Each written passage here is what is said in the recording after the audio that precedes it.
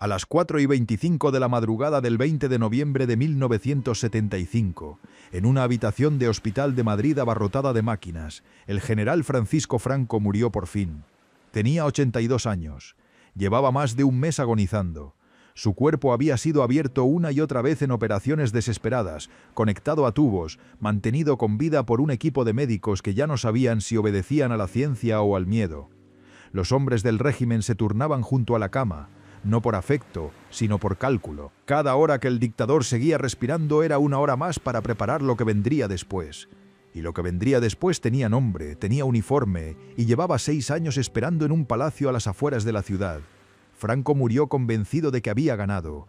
Había gobernado España durante 36 años, había sobrevivido a Hitler, a Mussolini, al aislamiento internacional, a la Guerra Fría y había construido con paciencia de relojero un mecanismo destinado a funcionar sin él. Ese mecanismo tenía en su centro a un joven príncipe al que había educado desde niño, al que había vigilado durante un cuarto de siglo y al que había hecho jurar lealtad ante las Cortes. Todo, según sus propias palabras, quedaba atado y bien atado. 2 días después, ese príncipe fue proclamado rey de España con el nombre de Juan Carlos I. Y en menos de 3 años, la corona que Franco había restaurado para perpetuar su dictadura la había desmontado por completo, ley por ley, desde dentro, sin disparar un solo tiro. Esta es la historia de cómo un dictador reconstruyó un trono para salvar su régimen, y de cómo ese trono destruyó el régimen que lo había creado. Para entender lo extraño de aquella restauración, hay que retroceder hasta la primavera de 1931. En abril de ese año, tras unas elecciones municipales que los republicanos ganaron de forma aplastante en las grandes ciudades, el rey Alfonso XIII abandonó España. No abdicó. Dijo que suspendía el ejercicio de su poder real para evitar una guerra civil entre españoles. Subió a un barco en Cartagena, la Segunda República fue proclamada y la monarquía que había gobernado España durante siglos, con la breve interrupción de la Primera República, desapareció en cuestión de días. Alfonso moriría en el exilio, en Roma, en 1941, sin volver a pisar suelo español. 5 años después de su marcha, en julio de 1936, un grupo de generales se sublevó contra la República. El golpe fracasó a medias y aquel fracaso a medias se convirtió en una guerra. 3 años de guerra civil mataron a cientos de miles de españoles y terminaron en 1939 con Franco como dueño absoluto de un país roto. Los monárquicos habían combatido y muerto a su lado en cantidades enormes, convencidos de que luchaban para traer de vuelta al rey. Franco aceptó su lealtad, aceptó a sus soldados y sencillamente no restauró la monarquía. No tenía la menor intención de entregar el poder a nadie.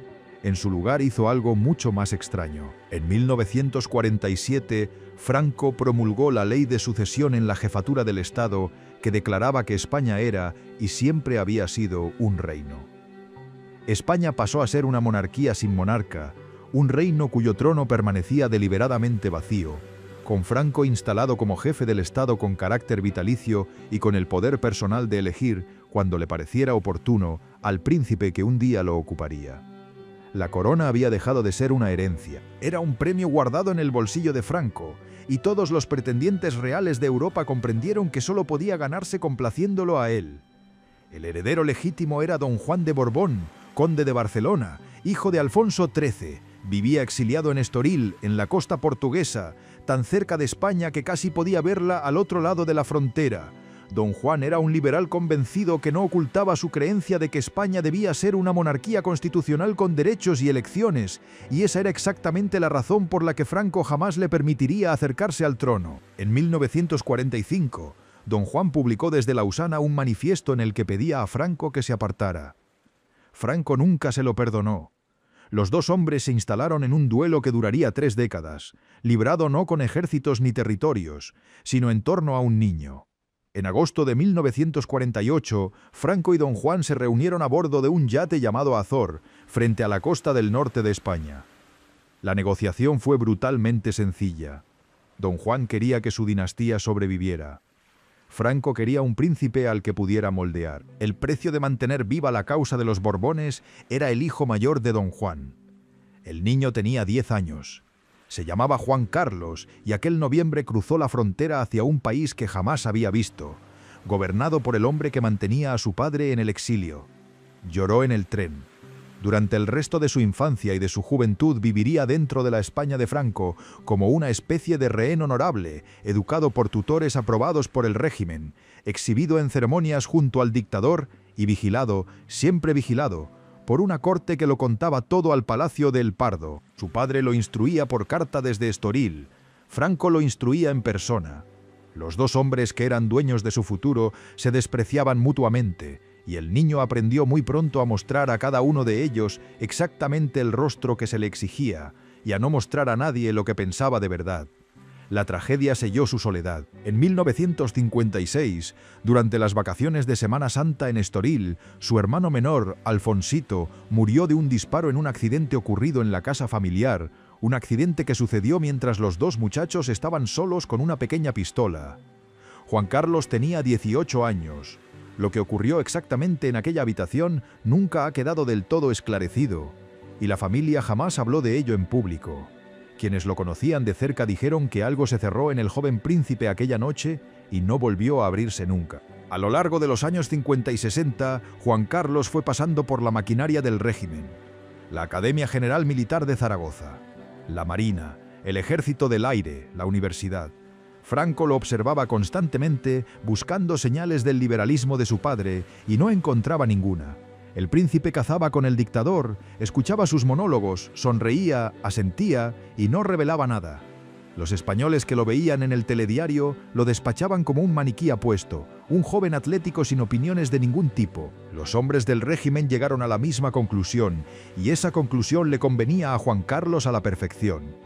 A finales de los años 60, Franco tenía más de 75 años, envejecía a la vista de todos, sus manos temblaban con los primeros síntomas del Parkinson y la pregunta de qué vendría después de él ya no podía aplazarse más. El establishment monárquico lo presionaba para que nombrara un rey. La cuestión era cuál. Don Juan era imposible, un hombre que hablaba de amnistías y constituciones. Existía también una rama rival, los carlistas, y existía incluso Alfonso de Borbón-Dampierre, primo de Juan Carlos, que tenía la ventaja suprema de comprometerse, más tarde, con la propia nieta de Franco. Algunos en el régimen soñaban con esa solución, una dinastía injertada en la familia del propio Franco. Pero Franco eligió al rehén que había criado. El 22 de julio de 1969, Juan Carlos compareció ante las Cortes y fue designado sucesor a título de rey en la jefatura del Estado, con el título de Príncipe de España, deliberadamente no el tradicional Príncipe de Asturias, para dejar claro que aquello no era el regreso de la vieja monarquía. Juró lealtad a Franco y a los principios fundamentales del movimiento nacional, el núcleo ideológico de la dictadura. Lo hizo sin consultar a su padre. En Estoril, don Juan sintió aquel juramento como una traición de su propio hijo y durante un tiempo apenas se hablaron. Juan Carlos había aceptado la corona de las manos que se la habían arrebatado a su familia y la había aceptado en los términos del régimen. El régimen lo celebró. Franco dijo a sus ministros que todo quedaba ya atado, y bien atado.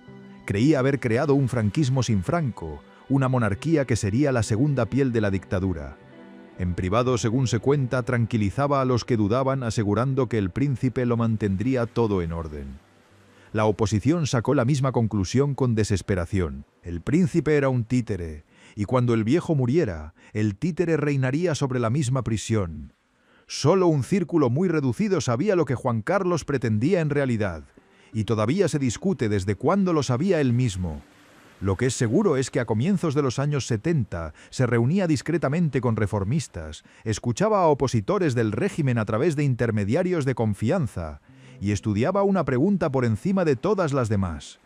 ¿Cómo desmonta un hombre una dictadura desde dentro, utilizando únicamente los poderes que la propia dictadura le ha dado? Franco murió en noviembre de 1975 y Juan Carlos fue proclamado rey 2 días después.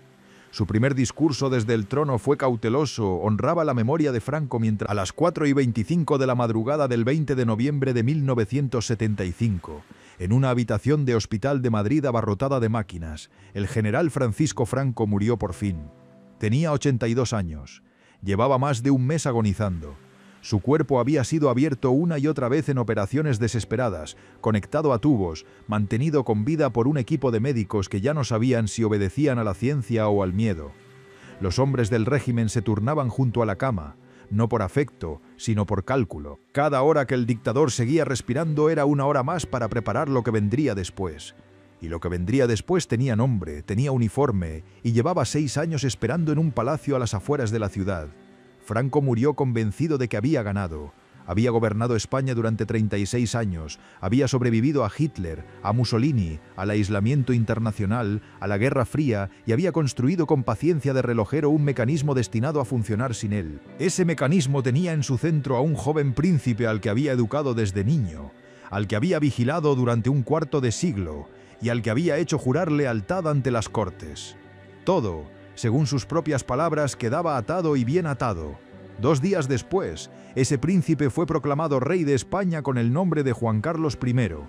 Y en menos de 3 años, la corona que Franco había restaurado para perpetuar su dictadura la había desmontado por completo, ley por ley, desde dentro, sin disparar un solo tiro. Esta es la historia de cómo un dictador reconstruyó un trono para salvar su régimen, y de cómo ese trono destruyó el régimen que lo había creado. Para entender lo extraño de aquella restauración, hay que retroceder hasta la primavera de 1931. En abril de ese año, tras unas elecciones municipales que los republicanos ganaron de forma aplastante en las grandes ciudades, el rey Alfonso XIII abandonó España. No abdicó.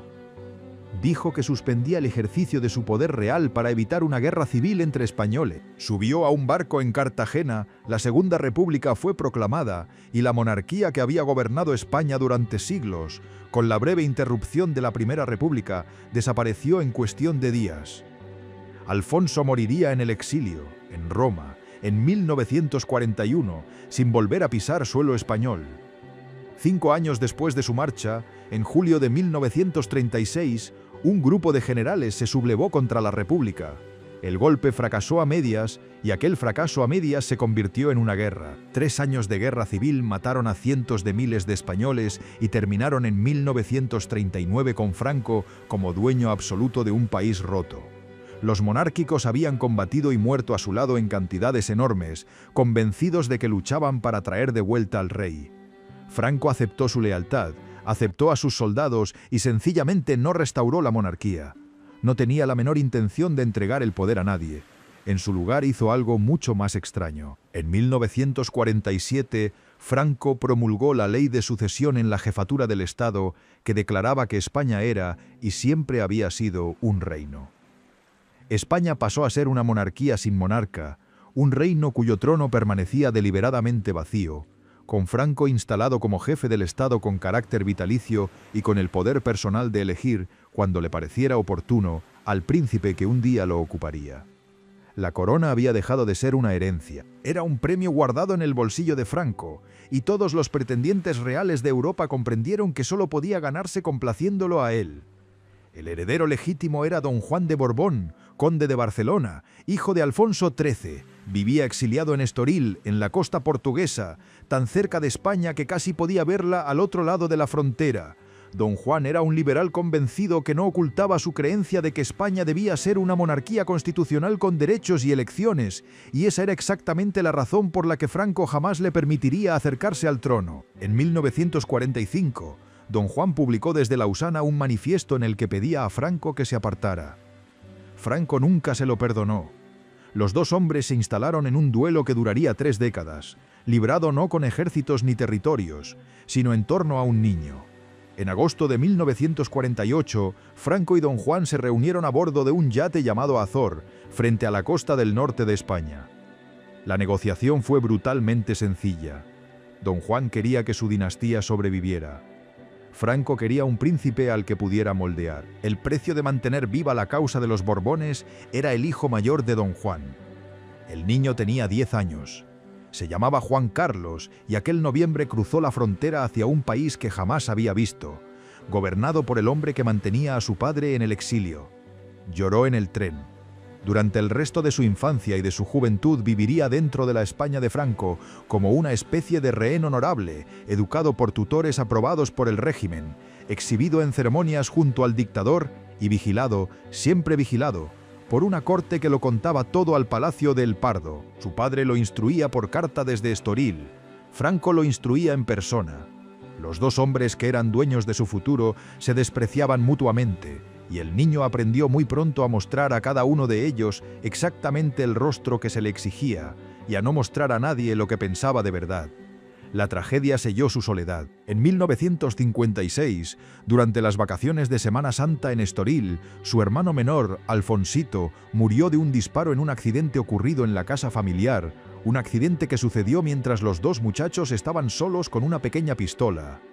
Juan Carlos tenía 18 años. Lo que ocurrió exactamente en aquella habitación nunca ha quedado del todo esclarecido, y la familia jamás habló de ello en público. Quienes lo conocían de cerca dijeron que algo se cerró en el joven príncipe aquella noche y no volvió a abrirse nunca. A lo largo de los años 50 y 60, Juan Carlos fue pasando por la maquinaria del régimen: la Academia General Militar de Zaragoza, la Marina, el Ejército del Aire, la Universidad. Franco lo observaba constantemente, buscando señales del liberalismo de su padre, y no encontraba ninguna. El príncipe cazaba con el dictador, escuchaba sus monólogos, sonreía, asentía y no revelaba nada. Los españoles que lo veían en el telediario lo despachaban como un maniquí apuesto, un joven atlético sin opiniones de ningún tipo. Los hombres del régimen llegaron a la misma conclusión, y esa conclusión le convenía a Juan Carlos a la perfección. A finales de los años 60, Franco tenía más de 75 años, envejecía a la vista de todos, sus manos temblaban con los primeros síntomas del Parkinson y la pregunta de qué vendría después de él ya no podía aplazarse más.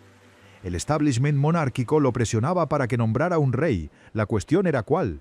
Don Juan era imposible, un hombre que hablaba de amnistías y constituciones. Existía también una rama rival, los carlistas, y existía incluso Alfonso de Borbón-Dampierre, primo de Juan Carlos, que tenía la ventaja suprema de comprometerse, más tarde,